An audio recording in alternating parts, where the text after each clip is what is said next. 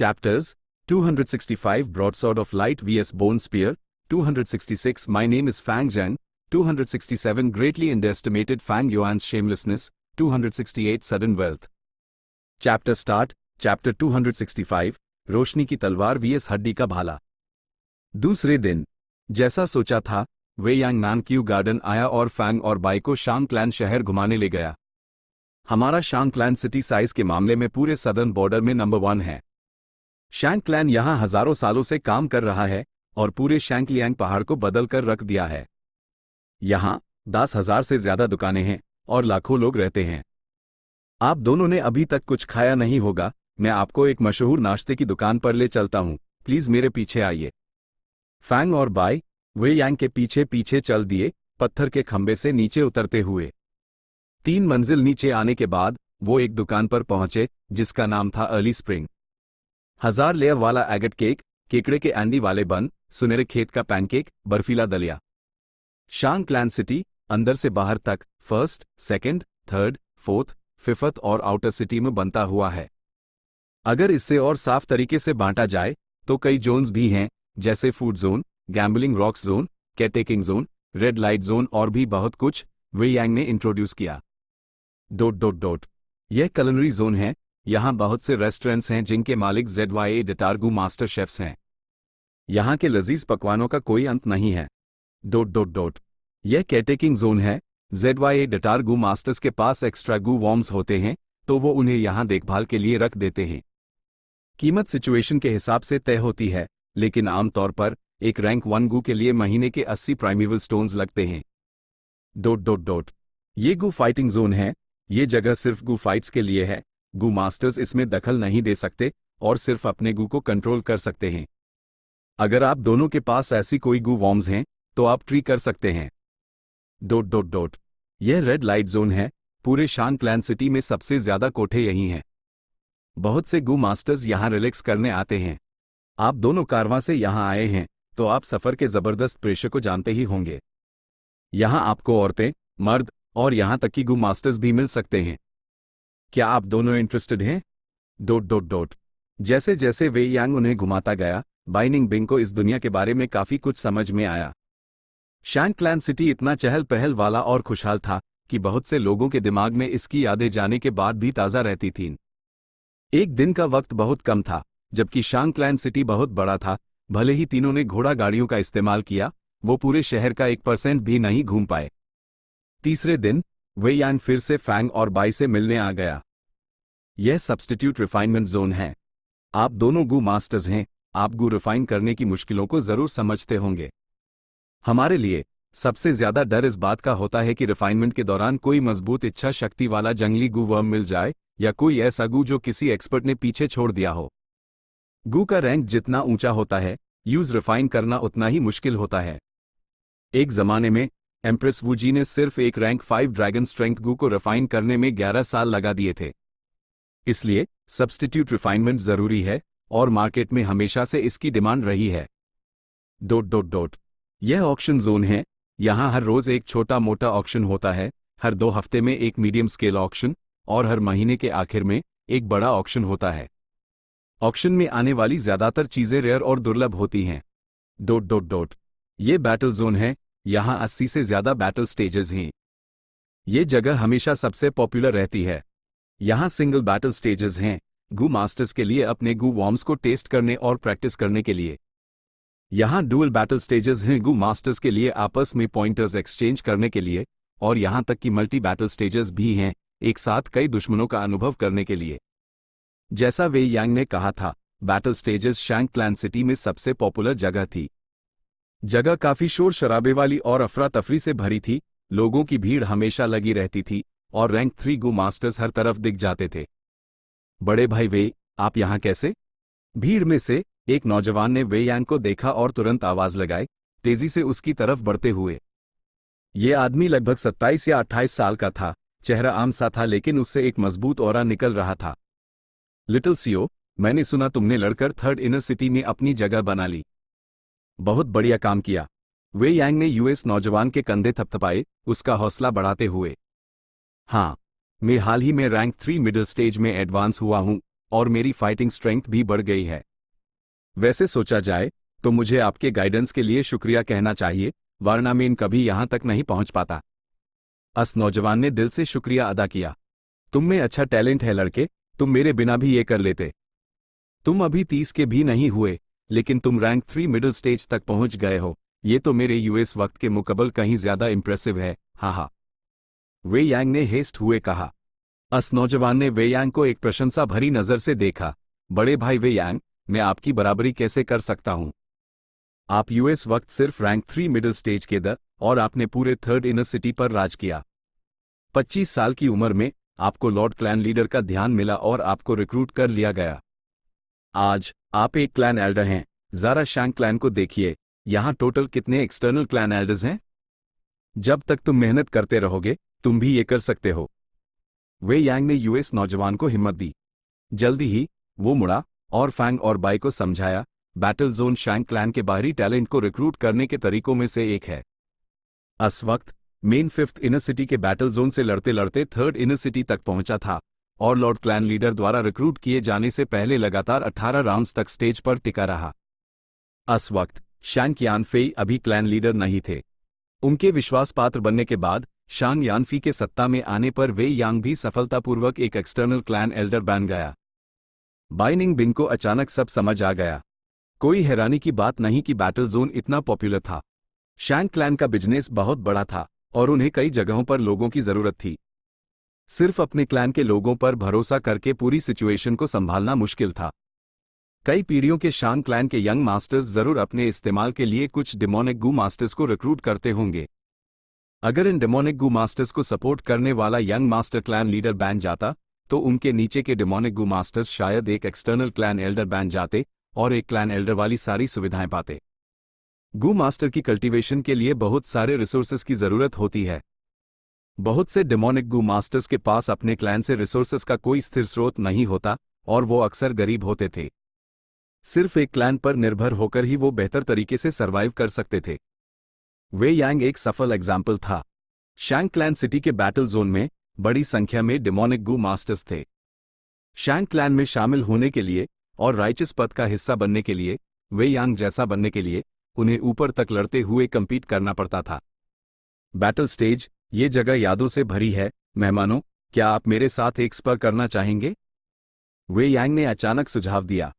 बड़े भाई, वे स्टेज पर जा रहे हैं? लिटिल सीओ अचानक उत्तेजित हो गया, उसकी एड़ी चमक उठी।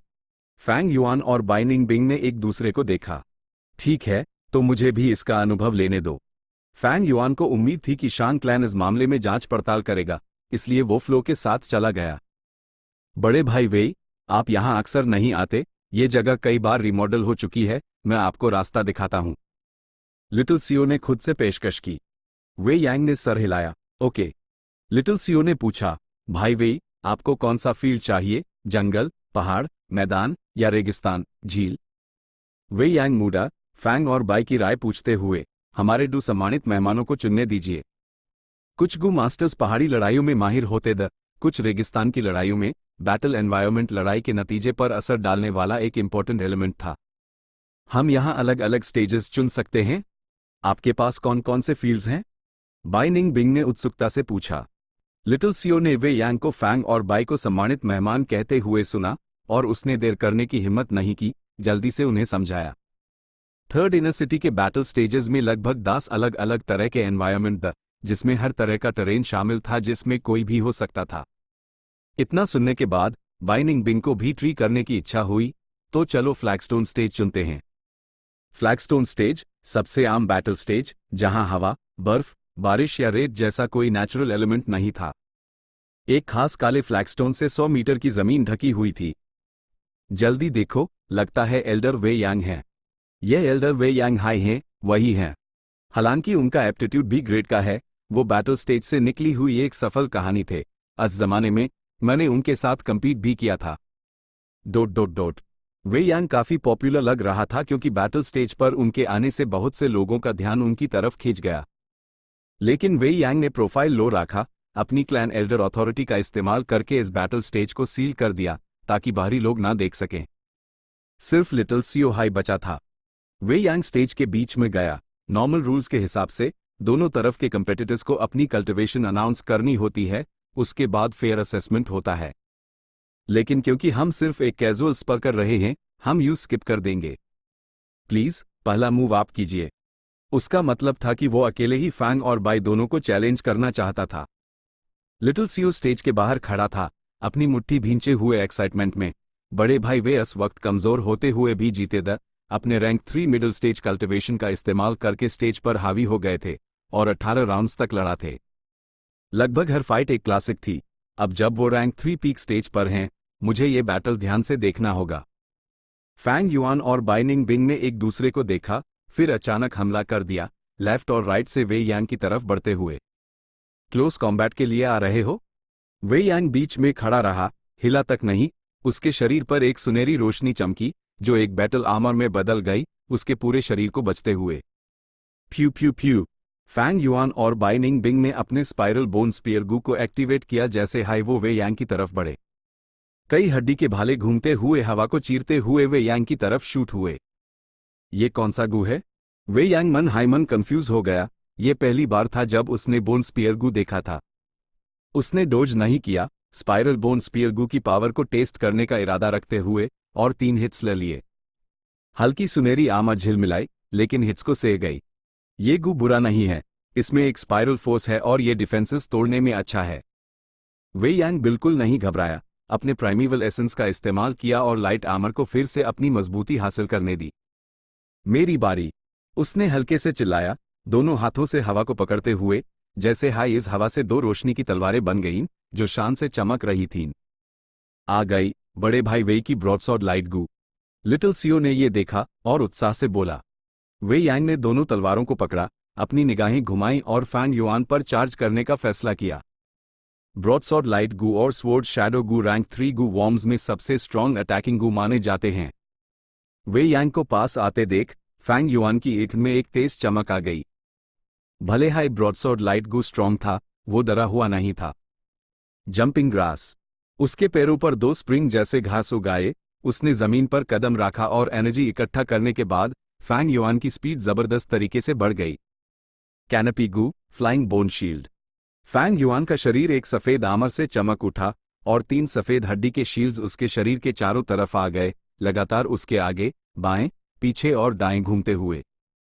सही टाइम पर वे यांग चिल्लाया, फैंग युआन की तरफ लपकते हुए। उसने अपनी दोनों तलवारें ऊपर से मारी, हमला करने के इरादे से। फैंग युआन ने ना डोज किया ना बचा, अपनी दाहिनी मुट्ठी उठाई और सीधा इस पर दे मारी। वे यांग की आंख में हैरानी चमकी, यूज उम्मीद नहीं थी कि फैंग युआन इतनी बहादुरी से लड़ेगा। 2 रोशनी की तलवारें नीचे आयम और सफेद हड्डी के शील्ड्स ने उन्हें ऑटोमेटिकली ब्लॉक कर दिया। तलवारों ने सफेद हड्डी के शील्ड्स को 2 टुकड़ों में काट दिया, फिर कैनपी गू के सफेद आर्मर पर जा टकराई, जिससे एक तेज सफेद रोशनी निकली। उसी समय फैंग युआन की मुट्ठी वे यांग के पेट में जा लगी। भले ही उसने सुनहरी लाइट आर्मर को नहीं तोड़ा, लेकिन जबरदस्त ताकत ने वे यांग को हवा में उड़ा दिया। बाइनिंग बिंग अहम मौके पर आगे बढ़ी, उसने हाथ हिलाया और कई स्पाइरल बोन स्पीयर गू वे यांग की तरफ शूट कर दिए।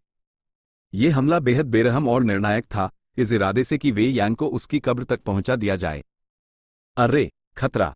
ये देखकर लिटिल सीओ चिल्ला उठा। चैप्टर 266, मेरा नाम फैंग झेंग है। वे यांग को फैंग युआन की मुट्ठी से हवा में उछाल दिया गया था, और इससे पहले कि वो खुद को संभाल पाता, ऊपर से घूमते हुए हड्डी के भाले आ गए। घूमते हुए हड्डी के भाले हवा को चीरते हुए, बिजली की तरह एक तीखी आवाज के साथ शूट हुए। इतनी दूरी से वे यांग हड्डी के भाले की नोक पर बनी स्पाइरल नक्काशी तक देख सकता था। यह स्पाइरल बोन स्पीयर गू भले ही मजबूत हैं और डिफेंसेस को भेद सकते हैं, पर ये सिर्फ रैंक 2 गू वॉर्म्स हैं, इनमें कोई खतरा नहीं है। उसी पाल वे यांग के विचार बिजली की तरह दौड़े। बाइनिंग बिंग की नीली आंखें बर्फ की तरह ठंडी थीं। वे यांग का अन दोनों को एक साथ चैलेंज करना उसके दिल में बेस घमंड को जागा गया था। स्पाइरल बोन स्पीयर सिर्फ यूज रोक सकता है, मेरे पास काफी गू नहीं है। अगर मुझे उस खत्म करना है, तो मुझे अपने हाथ पैरों का इस्तेमाल करना होगा। वो एक जीनियस थी। जब फैंग युआन ने वे यांग को हवा में उछाला, भले ही वो सिर्फ एक हिट था, उसने बाइनिंग बिंग को उसकी कमजोरी दिखा दी थी। वे यांग ने कभी किसी गू वर्म से परमानेंट स्ट्रेंथ बूस्ट नहीं लिया था, उसके पास सिर्फ एक आम इंसान की ताकत थी। ये एक बड़ी कमजोरी थी जिसका फायदा उठाया जा सकता था। बाइनिंग बिंग कई कदम आगे बढ़ी, हड्डी के भालों के पीछे पीछे और जोर से लात मारने के लिए अपना पैर उठाया। भाई वे मैच देख रहे लिटिल सियो ने यह सीन देखा और चिंता करने लगा। अगर वे यांग के मूवमेंट्स हड्डी के भालों से रुक जाते तो बाइनिंग बिंग को हमला करने का मौका मिल जाता। साथ ही अगर फैंग युआन ने यूज घेर लिया तो वे यांग मुश्किल में पड़ जाता। ही। आखिरी पाल में वे यांग हंसा। जैसे हाई स्पाइरल बोन स्पीयर यूज लगने वाला था, अचानक उसके शरीर पर एक सफेद रोशनी चमकी और वो एक झटके में रोशनी बनकर गायब हो गया। इसके पास ये गू था ही। फैंग युआन ने अपनी उंगली सिकोड़ी। कितनी तेज स्पीड है। बाइनिंग बिंग की पुतलियां सिकुड़ गईं, वो हैरान थी। अगले हाई second spiral bone spears flagstone को चीरते हुए जमीन में घुस गए। बाइनिंग बिंग अपनी रफ्तार रोक नहीं पाई। धाम की आवाज के साथ उसकी लात ने फ्लैगस्टोन को तोड़ दिया। मकड़ी के जाले जैसे क्रैक्स जमीन पर फैल गए। बड़े भाई वे का रेनबो लाइट गू। मुझे लगा था कि वो शायद टाइम पर उस नहीं कर पाएंगे, लेकिन ये सोचना कि वो स्पेल का इंतजार कर रहे द ताकि बच सकें और दुश्मनों के वार खाली जाएं। शानदार, ये दुश्मन के मनोबल पर एक मजबूत चोट है। लिटिल सियो उसके एक्शन के पीछे का इरादा समझ गया था। ये देखकर कि वो अपने दुश्मन को गंभीर रूप से घायल करने वाले द आखिरी पाल में बच निकलना उम्मीद को निराशा में बदल देता है, कोई भी इस एहसास से गुजरता। रेनबो लाइट हवा में से गुजरी। जैसे ही रोशनी बिखरी, वे यांग का शरीर फिर से दिखाई दिया। पलक झपकते ही वो 50 मीटर से ज्यादा दूर चला गया। बैटल स्टेज के आधे से ज्यादा हिस्से को पार करते हुए फैंग और बाई से काफी दूरी बना ली। ऐसी स्पीड देखकर बाइनिंग बिंग के कदम रुक गए। रेनबो लाइट गू के साथ वे यांग जब चाहे आ जा सकता था, जब चाहे लड़ सकता था। इस पॉइंट पर उसका हारना नामुमकिन था। रेनबो लाइट गू एक रैंक 3 गू था, जो एक गू मास्टर को रोशनी में बदलकर बचने की क्षमता देता था। यह रैंक 3 मूवमेंट गू में सबसे तेज था। इसके मुकाबले फैंग युआन के पास सिर्फ जंपिंग ग्रास था, जबकि दूसरे के पास कोई मूवमेंट गू नहीं था। वे यांग की स्पीड के साथ उनके पास यूज मारने का कोई चांस नहीं था। मूवमेंट के मामले में रेनबो लाइट गू ने वे यांग को एक बहुत बड़ा एडवांटेज दिया था। एक बार ये गू इस्तेमाल हो गया तो फांग और बाई मिलकर भी पैसिव स्टेट में आ जाते। मेहमानों, यह है रेनबो लाइट गू। भले ही ये रैंक 3 है, इसकी स्पीड कई रैंक 4 गू से भी ज्यादा है। स्पीड इतनी तेज है कि गू मास्टर खुद भी टाइम पर रिएक्ट नहीं कर पाता। यह इसकी पहली कमजोरी है। इसका इस्तेमाल करने के लिए लाइटनिंग थॉट्स गू या फ्लैश ऑफ इंस्पिरेशन गू या दूसरे गू का इस्तेमाल करना पड़ता है, वरना जब तक गू मास्टर रिएक्ट करेगा वो बहुत दूर उठ चुके होंगे और शायद दीवार से टकरा भी जाएंगे। वे यांग ने बोला, रेनबो लाइट गू की खामियों को मानते हुए। इसकी दूसरी कमजोरी यह है कि यह बहुत ज्यादा प्राइमेवल एसेंस खर्च करता है। रैंक 3 गू में यह खर्च पहले से हाई मिडल हाई टियर कंजम्पशन में आता है। इसकी एक तीसरी कमजोरी भी है, लेकिन मैं उसका जिक्र नहीं करूंगा, आप लोग खुद अंदाजा लगा सकते हैं। क्या वो ये है कि तुम अपनी फिजिकल स्ट्रेंथ बढ़ाने के लिए कोई स्ट्रेंथ गू इस्तेमाल नहीं कर सकते? बाइनिंग बिंग ने तुरंत जवाब दिया। इस बार वे यांग की हैरान होने की बारी थी। उसने हैरानी से देखा, मिस बाइयो की समझने की शक्ति वाकई कमाल की है। बिल्कुल सही, अगर एक गू मास्टर अपने शरीर को बदलने के लिए कोई गू वर्म इस्तेमाल करता है और अपनी ताकत बढ़ाता है, तो रेनबो लाइट गू का इस्तेमाल करना मुश्किल हो जाता है। उनका प्राइमेवल एसेंस खर्च काफी बढ़ जाएगा, या इससे भी बुरा, लाइट ट्रांसफॉर्मेशन फेल हो सकता है और रेनबो लाइट गू नष्ट हो जाएगा। लेकिन ये सोचना कि बाइनिंग बिंग ने उसकी तारीफ सुनने के बाद उसका चेहरा ठंडा पड़ गया और उसकी नजर बर्फ जैसी हो गई। वे यांग को मारने के इरादे से घूरते हुए, हे सुन लो, मुझे मिस मत कहना। वे यांग का एक्सप्रेशन जम गया। मैंने क्या गलत कह दिया? मिस शब्द का इस्तेमाल करना गलत है क्या? कितना अजीब तब्बू है। वे यांग ने मन ही मन सोचा और माफी मांगी। माफ कीजिएगा लेडी बाई है। बाइनिंग बिंग के माथे पर नसें उभार आयम। उसने दांत पीसते हुए कहा, वो भी इस्तेमाल मत करना। ओ, तो फिर सर बाई? वे यांग उसके एक्सप्रेशन को देखते हुए ध्यान से अपने शब्द चुन रहा था। बाइनिंग बिंग का चेहरा आखिरकार नॉर्मल हो गया। वे यांग के होठों पर मुस्कान आ गई। उसने आगे कहा, तो दोनों सर्स, अब हमला करने की मेरी बारी है। जितना दम है सब लगा दू। फैंग युआन ने अपनी छाती पीटते हुए चिल्लाया और अपने पास खड़ी बाइनिंग बिंग को डरा दिया। सिर ही तू वकाई बहादुर और प्रशंसनीय है, तो मेरा वार झेलिए। वे यांग ने तारीफ की और कहते कहते वो एक सफेद रोशनी में बदल गया और फैंग और बाई की तरफ टकरा गया। ऐसी स्पीड के सामने फैंग और बाई पलक भी नहीं झपका पाए इससे पहले कि ये रेनबो उनके बीच के गैप से निकलकर उनके पीछे पहुंच गई। सफेद रोशनी बिखरी और फिर से वे यांग में बदल गई। उसने 2 तलवारें पकड़ी हुई थीं और उन्हें फैंग युआन और बाइनिंग बिंग की तरफ अलग अलग घुमा दिया। इस तलवार के लगने से पहले ही बाइनिंग बिंग को अपनी स्किन सख्त महसूस हुई। उस तुरंत समझ आ गया कि आइस मसल्स का प्रोटेक्शन इस वार को नहीं झेल पाएगा और वो जल्दी से पीछे हट गई। फैंग युआन हल्के से गुर्राया, बचने के बजाय कैनपी गू और फ्लाइंग बोन शील्ड गू को एक्टिवेट किया और अपनी मुट्ठी आगे बढ़ा दी। लाइट ब्रॉडसॉर्ड ने पहले सफेद हड्डी के शील्ड को 2 टुकड़ों में काट दिया। वे यांग रोशनी में बदलकर फिर से भाग गया। ये देखकर कि उसकी मुट्ठी वे यांग की छाती पर लगने ही वाली थी, फैंग युआन सिर्फ 1 इंच दूर था कि वार पूरी तरह मिस हो गया। रेनबो लाइट डोर उठ गई और दूर जाकर रुक गई। पूरा हमलों का सिलसिला बिजली की स्पीड से हुआ। कुछ सेकंड से भी कम में वे यांग बैटल स्टेज के एक कोने से दूसरे कोने तक पहुंच गया था, 100 मीटर से भी ज्यादा लंबा। फिर से फैंग युआन चिल्लाया, उसकी गिल में जंग का जुनून जल रहा था। वे यांग फिर से रोशनी में बदला और एक पाल में फैंग और बाई के सामने आ गया। बाइनिंग बिंग इसे सीधा नहीं झेल सकती थी, वो सिर्फ स्पाइरल बोन स्पीयर का इस्तेमाल कर सकती थी, लेकिन वे यांग की स्पीड बहुत तेज थी जिसके कारण उसके भाले हवा में ही रह गए।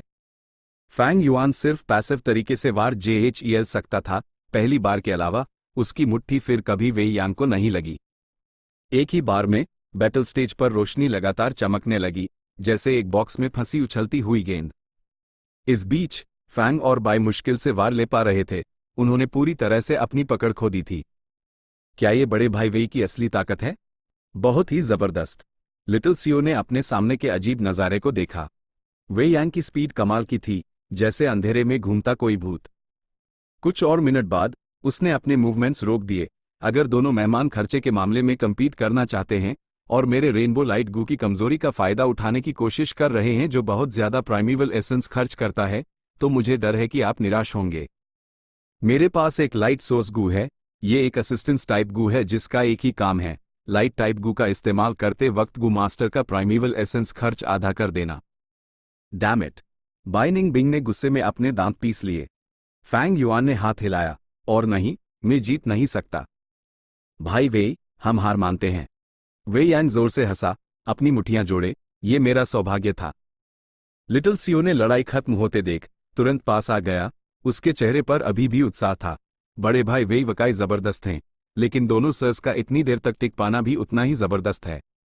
आप शायद नहीं जानते, लेकिन भाई वेई के पास बेहतरीन बैटल स्किल्स हैं, भले ही वो रैंक 3 पीक स्टेज पर हैं। वो लॉर्ड शांग यानफी के तीसरे जनरल हैं, जिनको व्हाइट लाइट सॉर्ड्समैन कहा जाता है। अगर मैं होता तो मैं उनके साथ 20 बार भी नहीं झेल पाता। हार तो हार होती है, इसमें कोई बड़ी बात नहीं। वे यांग, जब मुझे आचे गू वॉर्म्स मिल जाएंगे, मैं तुम्हें फिर से चैलेंज करूंगी। बाइनिंग बिंग का चेहरा बर्फ की तरह ठंडा था। बचपन से इस घमंडी लड़की ने इतनी बुरी तरह से कभी हार नहीं मानी थी, उसका मूड साफ तौर पर खराब था। लिटिल सियो ने बाइनिंग बिंग को वे यांग का नाम लेते हुए देखा तो उसके चेहरे पर नाखुशी आ गई। फैंग युआन एक तरफ खड़ा था। भाई वे यांग ने पहले ही रहें किया, मैं महसूस कर सकता हूं। है, जब मैं कुछ काम के गू खरीद लूंगा, मैं तुम्हारे साथ फिर से स्प करूंगा। भले हाई मैं इस बार हार गया, मैं अभी भी असंतुष्ट हूं। अगली बार प्लीज अपनी पूरी ताकत का इस्तेमाल करना, नतीजों की चिंता मत करना। हा, भाई ही तू दिल की बात कहते हैं। इस बार मेरी गलती है, अगली बार मैं जरूर अपनी पूरी सहमता का इस्तेमाल करूंगा। वे यांग ने फैंग युआन के कंधे पर हाथ रखा। ये हुई ना बात। भाई वे यांग, मैं अपनी हार पूरी तरह से मानता हूं, चलो मेरी तरफ से शराब पियो। भाई सियो, तुम भी साथ आ सकते हो और मुझे भाई वे की बहादुरी की कहानियां सुनाना। मैं उसको तभी हरा सकता हूं जब उसके बारे में सब कुछ जान लूंगा, सही कहा ना? फैंग युआन हंसा। लिटिल सियो को लगा कि यह इंसान भले ही बदसूरत है और एक कान नहीं है, लेकिन देखने में काफी अच्छा है। अजीब, बाइयू के मुकाबले इसका गुस्सा बहुत बेहतर था। ठीक है, लिटिल सियो हंसा, लड़ने से हम करीब आ गए। मैं एक रेस्टोरेंट जानता हूं, नया खुला है, सस्ता भी है और अच्छा खाना भी देता है। हम अपने मेहमानों से पैसे नहीं ले सकते। आज रात मेरी तरफ से ट्रीट, उम्मीद है बड़े भाई वे भी आएंगे। फैंग युआन ने यूज घोरा, हम ऐसा कैसे कर सकते हैं? लिटिल सियो यहाँ का लोकल है, जबकि आप दोनों मेहमान हैं, यूज हाई ट्रीट करने दो। वे यांग ने बीच में सलाह दी। फैंग युआन ने सोचा, ठीक है, इस बार तुम ट्रीट डोज, लेकिन अगली बार मुझे करने देना। वैसे भी मेरे पास अभी पैसे नहीं हैं, जब मैं अपनी रेसिपी बेचकर पैसे कमा लूंगा, मैं तुम दोनों को एक अच्छी मील पर ले जाऊंगा। सच कहूं तो यहां आने के बाद मैं चीजों के दाम देखकर हैरान रह गया हूं।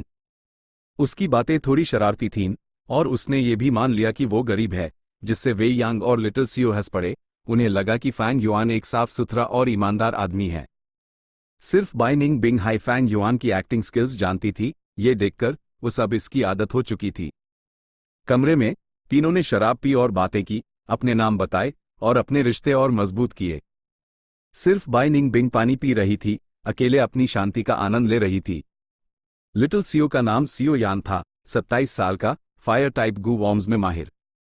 हाल ही में उसकी कल्टीवेशन एक छोटे रेल्म से बढ़कर रैंक 3 मिडिल स्टेज तक पहुंच गई थी, इसलिए आखिरकार उसने 4th इनर सिटी के बैटल जोन को पार किया और 3rd इनर सिटी तक पहुंच गया। ही तू बायू तो बस नकली नाम है, मेरा असली नाम गू यू फैंग झेंग है, और ये बाई निंग बिंग है। फैंग युआन ने नशे में होने का नाटक किया और कुछ जानकारी उजागर कर दी। उनके पास बाई क्लैन का अरेस्ट वारंट था, जब तक शान क्लैन जांच करता, ये बात छिपी नहीं रह सकती थी। फैंग युआन ने जानबूझकर ये बता दिया, ताकि एक साफ मन होने का इंप्रेशन दे सके। सियो यान थोड़ा सा इमोशनल हो गया। वो और वे यांग डेमोनिक गू मास्टर्स द फैंग युआन का उन्हें अपना असली नाम बताना एक सच्ची दोस्ती का प्रतीक था। Surname goo you. वे यांग की ईद में एक चमक आ गई, ये एक जरूरी जानकारी थी। लगता है क्लैन लीडर द्वारा दिया गया मिशन सफलतापूर्वक पूरा हो गया। चैप्टर 267, फैंग युआन की बेशर्मी को बुरी तरह हल्के में लिया गया। गू यू फैंग जेंग। वे यांग की रिपोर्ट सुनकर शांग यानफी ने हल्के से अपनी भुहें सिकोड़ी। गू यू एक खास सरनेम था। शांग यानफी ने अपनी यादों को टटोला और जल्द ही उस ढूंढ लिया। गू यू क्लैन किंग माओ पहाड़ के 3 क्लानों में से एक, जिनका सैकड़ों सालों का इतिहास है। किंग माओ पहाड़। शांग यानफी की निगाहें रोशन हो गईं जब उस आधे साल पहले मिली एक खबर याद आई। किंग माओ पहाड़ पर रहस्यमयी तरीके से हमला हुआ था और एक ही रात में वो एक हरे भरे पहाड़ से बर्फ और मौत के एक खतरनाक इलाके में बदल गया। फ्लैट तक किंग माओ पहाड़ पर जमी बर्फ पूरी तरह से पिघली नहीं थी। किसी को नहीं पता था कि किंग माओ पहाड़ पर क्या हुआ था, लेकिन वहां मिले हर तरह के निशान से लोगों को पता चल गया था कि वहां गू मास्टर्स के बीच एक बड़ी जंग हुई थी। फ्लैट किंग माओ पहाड़ की बर्बादी को एक रहस्यमयी घटना के रूप में क्लासिफाई किया गया था और ये पूरे सदर्न बॉर्डर में फैल चुकी थी। इसका कारण क्या था, इस पर लोगों की अलग अलग रायें थीं। हालांकि कुछ लोगों के लिए किंग माओ पहाड़ पर छोड़े गए निशान साफ थे। दास एक्सट्रीम फिजिक्स का राज गू मास्टर दुनिया के बड़े लोगों को कमोबेश पता था। जिस पल यूज ये खबर मिली, शांग यानफी ने भी तुरंत अंदाजा लगा लिया था कि यह दास एक्सट्रीम फिजिक्स में से एक, northern dark ice soul physique की वजह से हुआ है। अगर ऐसा है तो गू यू फैंग झेंग की पहचान समझाई जा सकती है। म्यूबी पहाड़ पर हुई घटना की जांच के लिए भेजी गई टीम ने भी एक चिट्ठी भेजी है जिसमें कहा गया है कि वहां कोई शक वाली बात नहीं थी। शांग यानफी ने अपने दिमाग में पूरे मामले का एक मोटा मोटा खाका तैयार कर लिया। अब सिर्फ एक शक बाकी है, उन्होंने अपनी पहचान क्यों छुपाई और कारवां में क्यों छिपे? शांग यानफी के पास पहले से है कई अनुमान थे, लेकिन उनकी अभी भी जांच करना बाकी था। हाँ, तुमने उनके साथ स्पर किया था, उनकी स्किल्स कैसी थीं? शैंग यानफेई ने पूछा। वे यांग का चेहरा गंभीर हो गया जब उसने सम्मान से रिपोर्ट किया, जीनियसेस। अगर समय दिया जाए तो ये दोनों मुझे जरूर पीछे छोड़ देंगे। ओह, तुम उनके बारे में इतनी ऊंची राय रखते हो? शैंग यानफेई थोड़ा हैरान हुआ। वे यांग ने सर हिलाया और आगे कहा, हो सकता है कि वो कुछ गुवॉर्म से अपनी कल्टीवेशन छुपा रहे हों, लेकिन लड़ाई में इतनी देर तक टिक पाने के लिए उन्हें कम से कम रैंक 3 तो होना ही चाहिए। उनकी कम उम्र को देखते हुए इन दोनों का एप्टीट्यूड अग्रेड होना चाहिए। शांग यानफी मुस्कुराया, लेकिन वे यांग, अग्रेड एप्टीट्यूड सिर्फ टैलेंट को दर्शाता है, सब कुछ नहीं। तुम खुद इसका सबसे बड़ा सबूत हो। तुम्हारा एप्टीट्यूड सिर्फ बी ग्रेड का है, लेकिन तुम मेरे एक्सटर्नल एल्डर्स में से एक बन गए हो। और तो और, इन सालों में तुम्हारे हाथों कितने अग्रेड टैलेंट्स मारे हैं? आम क्लानों में अग्रेड एप्टीट्यूड एक असाधारण बात थी, लेकिन शांग क्लैन के लिए ये काफी आम थे। एक कारण ये था कि ये एक बड़ा क्लैन था और बहुत सारे क्लैन्समैन थे। दूसरा कारण ये था कि वो डेमोनिक गू मास्टर्स को रिक्रूट करते थे। वो डेमोनिक गू मास्टर्स जो बैटल अरेना में खुद को साबित करते दी, उनका एप्टीट्यूड जरूर ही असाधारण होता था। और तीसरा कारण यह था कि शांग क्लैन की दौलत पहाड़ जितनी ऊंची थी, उनके पास एप्टीट्यूड बदलने वाले गू वॉर्म्स खरीदने की सहमत थी। आप मेरी कुछ ज्यादा ही तारीफ कर रहे हैं, लॉर्ड क्लैन लीडर, वे यांग ने विनम्रता से कहा और आगे बोला, मैं इस लॉजिक को भी समझता हूं, इसलिए मैं और भी ज्यादा सुरे हूं कि ये दोनों असाधारण हैं। उनके पास रिच कॉम्बैट टैलेंट्स हैं और उन्हें बैटल सिचुएशन का एक तरह का अनुभवी ज्ञान है, जैसे कि वो लड़ने के लिए ही पैदा हुए हैं। उनके पास गू वॉर्म्स का पूरा सेट भी नहीं था, लेकिन वो सिर्फ 2 से 3 गू के साथ इतनी देर तक टिक पाए, ये वाकई हैरान करने वाला था। उनके स्वभाव की बात करें तो वो सख्त थे और मुश्किल में भी हिम्मत नहीं हारते थे। जब मैंने उन पर दबाव डाला तो वो एक ब्रेक थ्रू करने में सफल रहे और लगातार खुद को एडजस्ट करते रहे। उनकी टीमवर्क भी बेहतरीन और शानदार थी। जैसे जैसे लड़ाई आगे बढ़ती गई, वो अपनी जमीन पर और भी स्थिरता से खड़े हो पाए। उनका सुधार बेहद साफ दिख रहा था। अलग अलग देखा जाए तो दोनों में कुछ अंतर हैं। गु यू फैंग जेंग सीधा साधा है, बेजोड़ बहादुरी के साथ आगे बढ़ता है और उसका स्वभाव ऊंचा है, जबकि वो बाई निंग बिंग, वो तेज दिमाग है, तीखी नजर के साथ और तभी आगे बढ़ती है जब उस पूरा यकीन हो। वो लड़ाई के दौरान लगातार मेरी कमजोरी ढूंढने की कोशिश कर रही थी। खास तौर पर गु यू फैंग जेंग ने अपनी हार शांति से स्वीकार कर ली जब मैंने कहा कि मेरे पास लाइट सोर्स गु है। वो बड़े दिल वाला है और उसका दिल किसी भी आम आदमी से बड़ा है। लॉर्ड क्लैन लीडर, यह दोनों, एक जमीन का युवा बाघ है तो दूसरा समुंदर का ड्रैगन का बच्चा। एक यांग और एक यिन, एक हावी होने वाला और दूसरा साजिशी, एक परफेक्ट कॉम्बिनेशन। जुड़वा सितारों की चमक हर एक दूसरे की ताकत को बढ़ाता है। अगर हम उन्हें रिक्रूट कर सकें तो ये शांग क्लैन के लिए एक बहुत बड़ी संपत्ति होगी। शैंग यान फेई प्रभावित हुआ। पहले उसने फैंग और बाई को अपनी नजरों में जगह नहीं दी थी, अब उसकी दिलचस्पी वे यांग की बातें सुनकर काफी बढ़ गई थी। वे यांग, तुमने मुझे कई सालों तक फॉलो किया है, मुझे तुम्हारी दूरदृष्टि पर भरोसा है, लेकिन खुद को कम आंकने की जरूरत नहीं है। हो सकता है कि वो बड़े होकर भी तुमसे आगे ना निकल पाएं। तुम एप्टीट्यूड की कमी से बंधे हो, वरना तुम्हारे टैलेंट के साथ तुम आज से भी ज्यादा बेहतरीन होते। चिंता करने की कोई जरूरत नहीं है। अगर कोई रिफॉर्म गु मिलता है, मेन यूज हासिल करने में तुम्हारी जरूर मदद करूंगा। रिफॉर्म गु एक गु मास्टर का एप्टीट्यूड बढ़ा सकता था। यह बेहद दुर्लभ और महंगा था। वे यांग की आंख भावुक होकर लाल हो गई। मैं इस मेहरबानी को जिंदगी भर नहीं भूलूंगा। मैं, शांग यानफी, अपने वफादार अनुयायियों के साथ कभी अन्याय नहीं करूंगा। ए फ्लैट जाओ, कुछ दिन उन पर नजर रखो और देखो कि वो शांग क्लैन के बारे में क्या सोचते हैं और क्या हम उन्हें रिक्रूट कर सकते हैं या नहीं। जी, क्लैन लीडर। पलक झपकते ही 3 दिन बीत गए। नान क्यू गार्डन लाउंज में फैंग युआन और शांग याजी आमने सामने बैठे थे। फैंग युआन आराम से चाय का मजा ले रहा था, जबकि शांग याजी का चेहरा काफी खराब दिख रहा था। इन कुछ दिनों में मैं ईमानदारी से आपसे मिलने आ रहा हूं, सर, लेकिन आप बार बार दाम बढ़ा रहे हैं। पहले ये साढ़े 6 लाख था, लेकिन आप हर दिन हजारों बढ़ाते गए और अब सिर्फ आप 8 लाख चाहते हैं।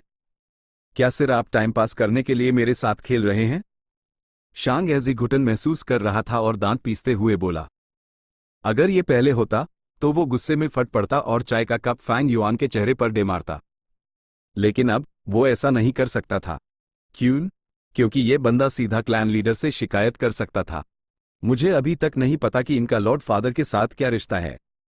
इन दिनों वे यांग इनके साथ शहर घूम रहा है। वे यांग कैसा आदमी है? यूज तीसरा जनरल माना जाता है और वो लॉर्ड फादर का विश्वास पात्र है।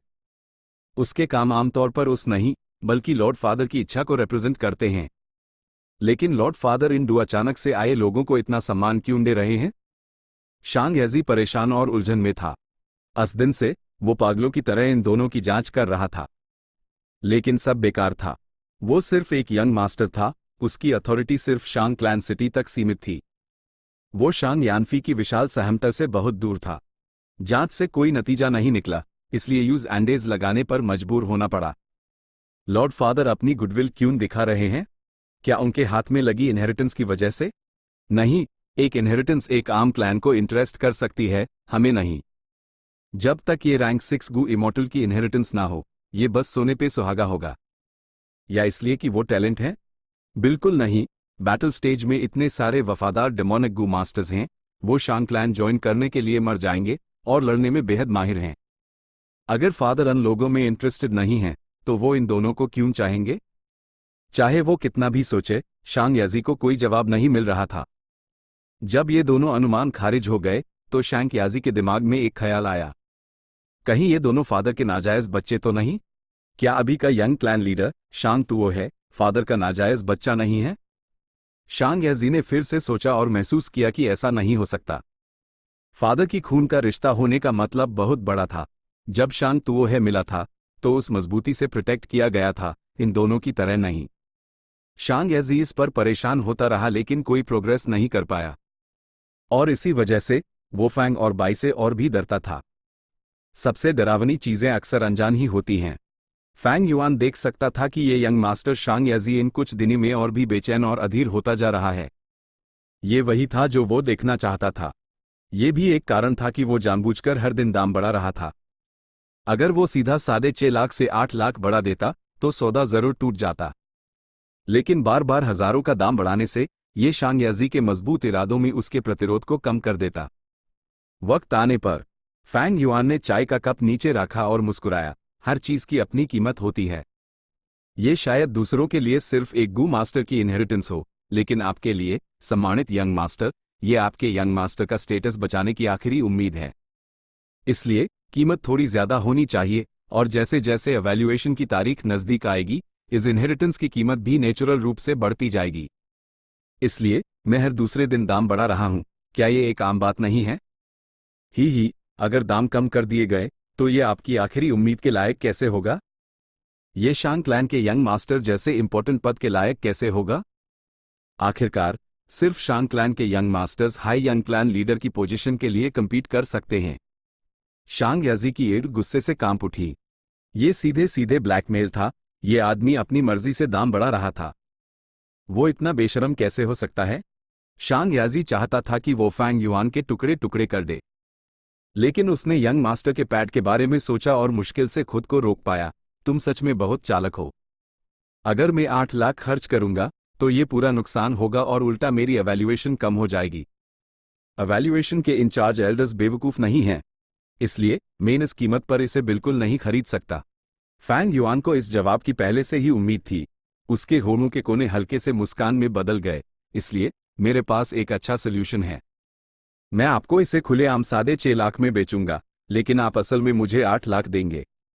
आप अपने यंग मास्टर का पैड बनाए रखेंगे और मुझे एक अच्छी कीमत मिल जाएगी। ये एक पूरी तरह से विन विन सिचुएशन है। शांग याजी का चेहरा तुरंत बदल गया और उसने अपनी एड़ी फैलाकर फैंग युआन को घूरा। तुम चाहते हो कि मैं झूठा हिसाब बनाऊं? ये नामुमकिन है।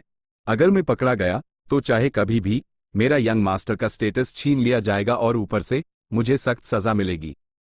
फैंग युआन ने एक बेपरवाह नजर डाली। आप ऐसा नहीं कह सकते। झूठे हिसाब की बात किसने की? मैं तो सिर्फ आपको सीक्रेट रेसिपी बेच रहा हूं, और आपको लगा कि मैं एक ईमानदार आदमी हूं, इसलिए आपने मुझे उपहार के तौर पर कुछ प्राइमेवल स्टोन्स दे दिए। दोनों के बीच कोई रिश्ता ही नहीं है। अस्पैल, शांग याजी सिर्फ हैरान और लाजवाब होकर फैंग युआन को देखता रह गया। उसने पहले सोचा था कि फैंग युआन बेशरम है, लेकिन अब उसने देखा कि उसने इस आदमी की बेशर्मी को बहुत हल्के में ले लिया था।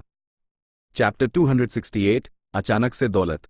शांग याजी चिंता में डूबा हुआ चला गया। जाने से पहले उसने फैंग युआन से कहा कि यह मामला जरूरी है और यूस इस पर सोचने के लिए और वक्त चाहिए। लेकिन ये बात कि वो इस पर सोच रहा है, मतलब सफलता नजदीक थी। फैंग युआन इस आदमी को पहचान गया था। वो जानता था कि यह मामला लगभग तय हो चुका है। असल में वक्त आने पर वो दाम और भी बढ़ा सकता था। अभी वो हिचकिचा रहा था, इसलिए फैंग युआन दाम बढ़ाकर उस और उकसा नहीं सकता था। एक बार जब वो फैसला कर लेगा, ही तब दाम फिर से बढ़ जाएंगे। ये तो बहुत आसान था। 2 दिन बाद शांग याजी एक थकाहारा चेहरा लिए फैंग युआन के पास फिर आया। मैं मानता हूं, चलो तुम्हारे कहे अनुसार सौदा करते हैं। उसने अपने दांत पीसे। काफी देर तक हिचकिचाने वाला चेहरा दिखाने के बाद आखिरकार उसने हार मान ली। मेरा विश्वास करो, तुम इस फैसले को जरूर याद रखोगे। आओ पियो। फैंग युआन हल्के से मुस्कुराया, शांग याजी के लिए एक गिलास शराब डालते हुए। शांग याजी ने अपना कप उठाया और एक ही घूंट में शराब पी गया। ये कैसी घटिया शराब है। पीने के बाद उसने चेहरा बनाया और गाली दी। ये सबसे सस्ती चावल की शराब है। लॉर्ड यंग मास्टर, मेरे पास अच्छी शराब खरीदने के पैसे नहीं हैं। फैंग युआन हल्के से हंसा। जल्द ही तुम्हारे पास होंगे। पफ। शांग याजी ने जोर से सांस छोड़ी। उसने पहले इस बारे में सोचा था, और जब वो फैसला करने पर ध्यान दे रहा था तो ये एक दर्दनाक प्रक्रिया थी। लेकिन अब जब उसने फैसला कर लिया था तो यूज आराम महसूस हुआ। ठीक है, मैंने एग्रीमेंट तैयार कर लिया है, एक नज़र देखो। फैंग युआन एक प्रस्ताव लेकर आया। शांग याजी ने यूएस पर एक नज़र डाली और गुस्से से घूरने लगा। उसकी ऊँगली गुस्से से फैल गई। उसने मेज पर हाथ मारा और चिल्लाया, 9.5 लाख? तुमने फिर से दाम बढ़ा दिए। पिछली बार तुमने 8 लाख कहा था, लेकिन अभी कुछ ही दिन हुए हैं और तुमने 1.5 लाख बढ़ा दिए। तुम्हें क्या लगता है वे सोने का बना हूं? कमीन, तुम्हें क्या लगता है मेरे प्राइमेवल स्टोन्स आसमान से गिरते हैं? फैंग युआन हल्के से मुस्कुराया और शांति से बोला, 3 दिन हो चुके हैं, जाहिर है दाम बढ़ गए, ये तुम खुद जानते हो। शांग याजी के माथे पर नसें फूल रही थीं। वो अपनी सीट से कूद पड़ा। तुम्हें क्या लगता है मुझे बुली करना आसान है? मेरे पास इतने पैसे नहीं हैं। इस छोटी सी इनहेरिटेंस के लिए तुम 9.5 लाख मांग रहे हो? तुम तो शेर की तरह अपना बड़ा सा मुंह खोल रहे हो। शांत हो जाओ, गुस्सा तुम्हारी सेहत को नुकसान पहुंचाएगा। लॉर्ड यंग मास्टर, ये कोई छोटी इनहेरिटेंस नहीं है, ये तुम्हारे यंग मास्टर के पैड से जुड़ी है। सोचो, हर साल एक यंग मास्टर को निकाल दिया जाता है। कितने लोग इस जगह के लिए तरस रहे हैं? फैंग युआन ने आराम से कहा। जैसे ही उसने यंग मास्टर के पैड के बारे में सुना, गुस्से में भरा शांग याजी का सारा गुस्सा गायब हो गया। फैंग युआन ने उसके चेहरे के भाव देखे। वो समझ गया कि 9.5 लाख उसकी सीमा से बाहर है, और वो मान गया। ठीक है, ठीक है, तो 9 लाख प्राइमेवल स्टोन्स कैसा रहेगा? मैं तुम्हारे लिए मान जाता हूं। शांग याजी धीरे से बैठ गया। यूज यंग मास्टर का पैड माइल सिर्फ 1 साल हुआ था, और यूज एवेल्युएशन से गुजारना था। असली में जो प्राइमेवल स्टोन्स वो अपनी जेब में डाल पाया था वो सिर्फ 4 लाख के आसपास थे। बिना शक, इस सौदे के बाद उसकी 1 साल की बचत खत्म हो जाएगी। जो संपत्ति उसने बचाई थी वो चली जाएगी। लेकिन यंग मास्टर के पैड के लिए यूज हार माननी पड़ी। वो एक पाल के लिए गंभीर हुआ, फिर सर हिलाया। तो 9 लाख ही सही, लेकिन मुझे कागजी एग्रीमेंट पर भरोसा नहीं है। हमें कसम खानी होगी। चलो पॉइजन वागू का इस्तेमाल करते हैं। फैंग युआन ने हिचकी चाहत दिखाई। क्यों, डर गए? मुझे कैसे पता चलेगा कि तुम भाग नहीं जाओगे अगर हम पॉइजन वागू का इस्तेमाल नहीं करते? हमें यह करना ही होगा, इस पर मैं बिल्कुल नहीं झुकूंगा। शांग याजी का रवैया सख्त था। फैंग युआन को इसकी उम्मीद थी ही। इस हालत में पहले मुझे करने दो। फैंग युआन ने अपना बायां हाथ आगे बढ़ाया। तभी शांग याजी के चेहरे पर मुस्कान आई और उसने पॉइजन वाव गू को बुलाया। पॉइजन वाव गू एक बैंगनी लाल रंग का कीड़ा था, सिर्फ उंगली के साइज का, और उसका मुंह खतरनाक दिखता था। ये एक रैंक 3 कंज्यूमेबल गू था। वो फैंग युआन की बाइन इंडेक्स फिंगर पर उड़ा और यूएस पर काट लिया। तुरंत ही दिल जला देने वाला दर्द फैंग युआन की नसों में दौड़ गया।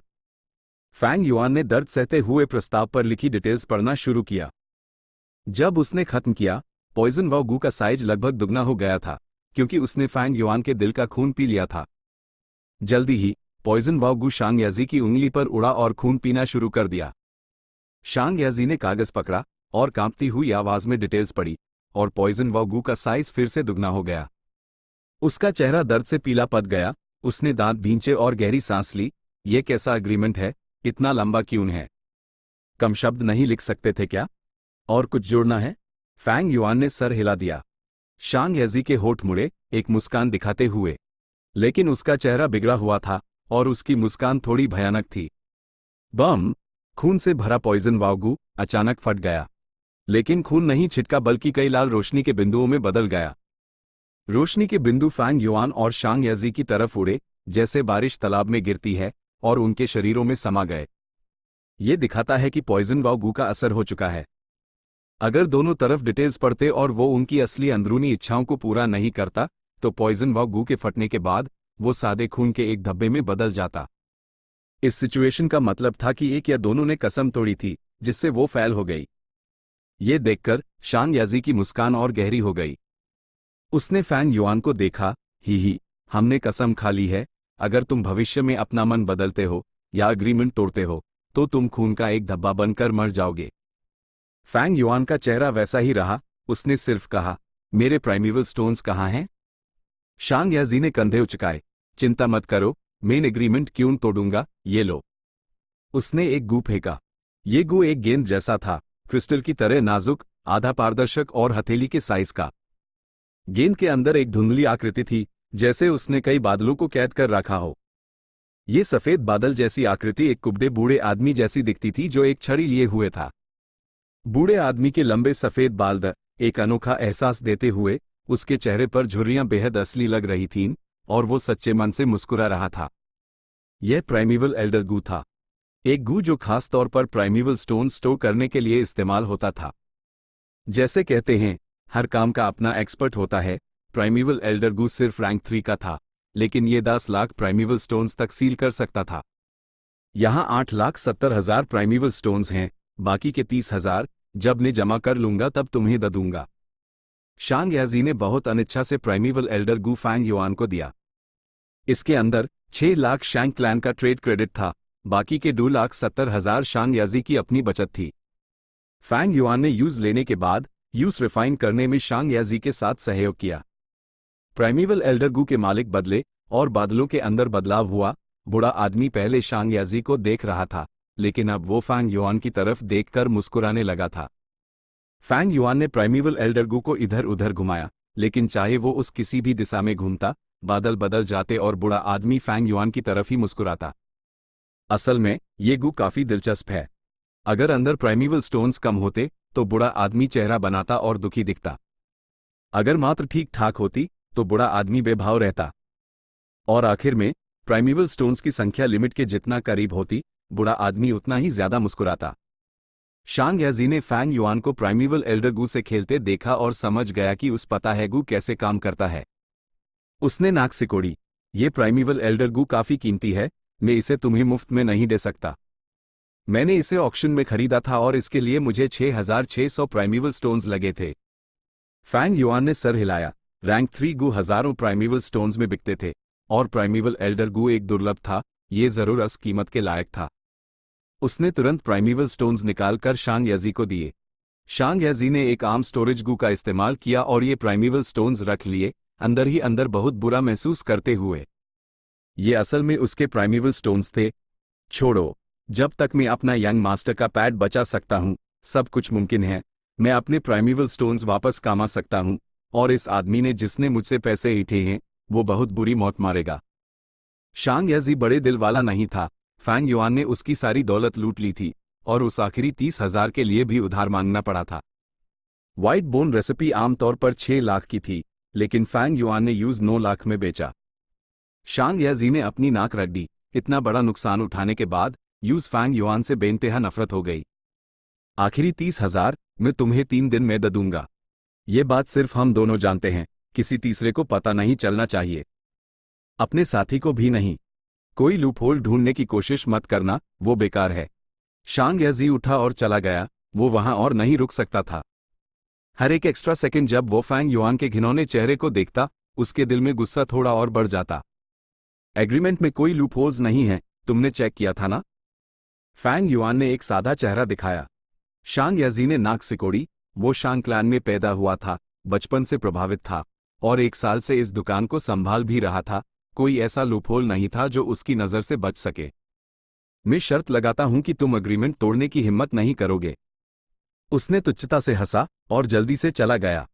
फैंग युआन ने इसे दिल पर नहीं लिया। वो जानता था कि शांग याजी का अभी का मूड बहुत समझने लायक था। जहां तक पॉइजन वाव की बात है, वो यूज मानने वाला नहीं था। पॉइजन वाव गू की पाबंदी बहुत मजबूत होती है, वरना कोई गू मास्टर यूज इस्तेमाल नहीं करता। किसी तीसरे पार्टी को इसके बारे में बताने का कोई रास्ता नहीं, ये बिल्कुल पक्का है। कोई भी टेढ़े रास्ते अपनाना अपनी जान जोखिम में डालना था। जैसे पहले फैंग युआन ने CHEH 1,600 प्राइमीवल स्टोन्स शांग याजी को दिए। ये एक एक्स्ट्रा एक्शन था। वो इसे 30,000 प्राइमीवल स्टोन्स से भी काट सकता था, लेकिन नहीं। पॉइजन वो में उन्होंने 9 लाख कहा था, इसलिए शांग याजी को 9 लाख प्राइमीवल स्टोन्स फैंग युआन को देने पड़े। ये कठोर नियम थे। 3 दिन बाद शांग याजी ने 30,000 प्राइमीवल स्टोन्स जमा किए और फैंग युआन को दे दिए। उसी समय फैंग युआन ने यूज रेसिपी दे दी। बिल्कुल, सबसे कीमती बोन फ्लैश यूनिटी गू नहीं बेचा गया था। शांग याजी सिर्फ बोन स्पीयर गू, स्पाइरल बोन स्पीयर गू आदि के बारे में जानता था। रेसिपी देखने के बाद यूज बोन स्पीयर गू को बेस बनाकर और भी कई रेसिपीज मिलीं और वो इससे खुश हुआ। उसका मूड बेहतर हो गया। फैंग युआन ने फिर बोन स्पीयर गू, स्पाइरल बोन स्पीयर गू और बोन स्पाइक गू यूज बेच दिए। उनके ओरिजिनल एग्रीमेंट के मुताबिक ये 40,000 CHEH 120 प्राइमेवल स्टोन्स थे। नतीजतन इस सौदे के बाद फैंग युआन की संपत्ति 9,34,020 प्राइमेवल स्टोन्स तक बढ़ गई। उसकी अपनी बचत के साथ टोटल लगभग 9,45,000 था। फैंग युआन ने अपने ZYA डेटार प्राइमेवल स्टोन्स प्राइमेवल एल्डर गू में रख दिए। दुर्घटनाओं से बचने के लिए उसने कुछ अपने शरीर पर भी रखे और कुछ तुसीता फूल में। अपनी पिछली जिंदगी में इस वक्त मैं अभी भी कारवां में घिस रहा था। मेरे पास सिर्फ 50 से 7 प्राइमेवल स्टोन्स थे, लेकिन अभी मैं लगभग 1 मिलियनेयर हूं। फैंग युआन ने इसकी तुलना अपनी यादों से की और उसके पुनर्जन्म के फायदे साफ दिख रहे थे। बेशक उसने बड़े जोखिम भी उठाए थे। जितना बड़ा रिस्क उतना बड़ा फायदा। इस दुनिया में कुछ भी मुफ्त नहीं मिलता। कोशिश से शायद फल ना मिले, लेकिन फल पाने के लिए पहले निवेश करना पड़ता है। एक झटके में 3 दिन बीत गए। शैंग क्लैन की जांच खत्म हो गई और वे यांग शैंग यानफी का निमंत्रण लेकर आया। दोनों सम्मानित मेहमानों, मेरे लॉर्ड क्लैन लीडर ने एक क्लैन बैंक्वेट रखा है। खास तौर पर मुझे आप दोनों को बुलाने का आदेश दिया है। Clan banquet? आखिरकार वो पाल आ ही गया। फैंग युआन ने सोचा। Chapter and.